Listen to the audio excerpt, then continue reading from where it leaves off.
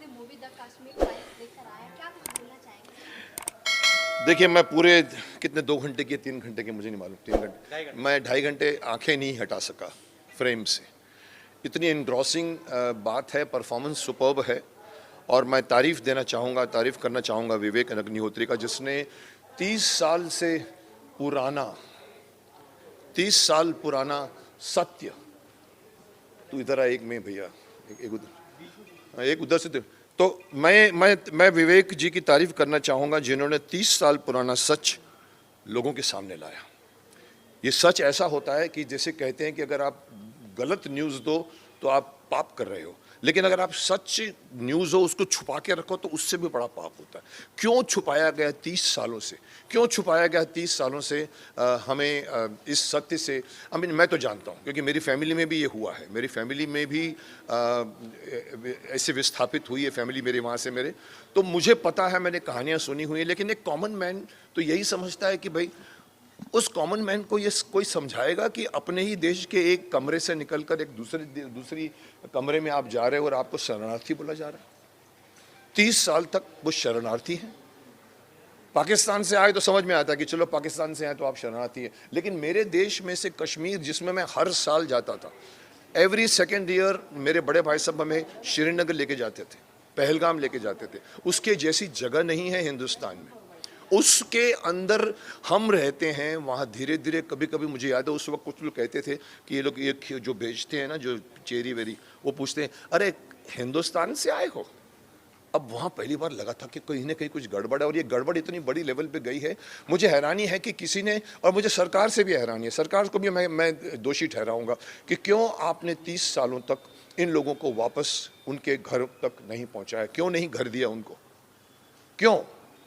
और अगर मोदी जी ने भी कहा था अपने 2014 के इलेक्शन जब जीत कर आए थे, बोला मैं हिंदू पंडितों को स्थापित करूंगा। मैंने कहा था अगर ये कर जाएंगे ना तो ये सुपर हीरो बन जाएंगे, शक्तिमान बन जाएंगे, लेकिन नहीं हुआ। 8 साल बीत गए हैं, अभी भी एक मेकर को एक ऐसी फिल्म बनानी पड़ती है जिसके ऊपर कंट्रोवर्सी खड़ी हो गई है। कई बड़े बड़े प्रमोशन नहीं करने दे रहे हैं, और मुझे हैरानी है उन बड़े बड़े जो सो कॉल्ड प्रमोट करते हैं अपने शो में पिक्चरों को, वो इनको नहीं करने दे रहा है। ये मुझे अंदर की बात बताई गई है, विवेक अग्निहोत्री ने खुद भी कहा है। और एक हैरानी की बात मैं कहना चाहूँगा, शेयर करना चाहूँगा, क्योंकि मैं उस डायरेक्टर को जानता हूँ, मेरे इंस्टीट्यूट से ही है, कश्मीरी पंडित खुद है। उनकी पत्नी का मैंने रिव्यू पढ़ा, मुझे हैरानी हुई कि क्या सोचकर आप कर रहे हैं।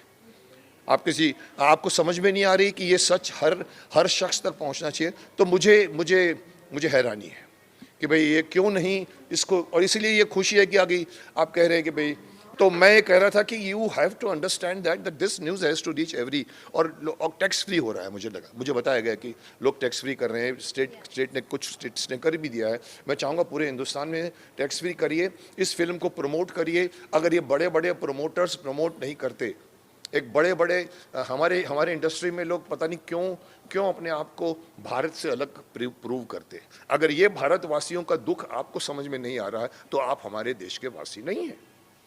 अगर उनमें से भी ये लोग प्रमोट नहीं करते तो इस फिल्म को पब्लिक प्रमोट करेगी। जैसे मैं आज बोल रहा हूँ, आपने भी रिव्यूज़ देखे होंगे, इवन कॉमन मैन के रिव्यूज़ भी ऐसे आ रहे हैं। आई थिंक ये प्रमोशन पूरी पब्लिक करे और पब्लिक देखे, और मैं समझता हूँ ये फिल्म बहुत बड़ा ब्लॉकबस्टर बने, क्योंकि ये एक मकसद, एक छूटा हुआ लक्ष्य जिसको सरकार भी भूल गई है।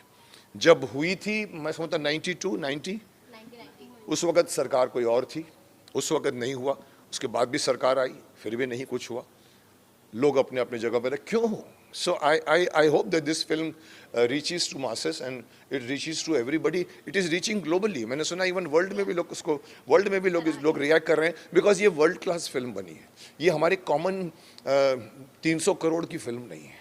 200 करोड़ की एक फिल्म अभी भी रिलीज़ हुई है जिसका नाम राधे श्याम, नाम इतना अच्छा रखा है, बट मैंने उसका भी रिव्यू पढ़ा तो थोड़ा सा निराशाजनक बात की। पैसे खर्च करने से फिल्म नहीं बनती। शक्तिमान पैसे खर्च करके नहीं बनी थी, स्टोरी थी।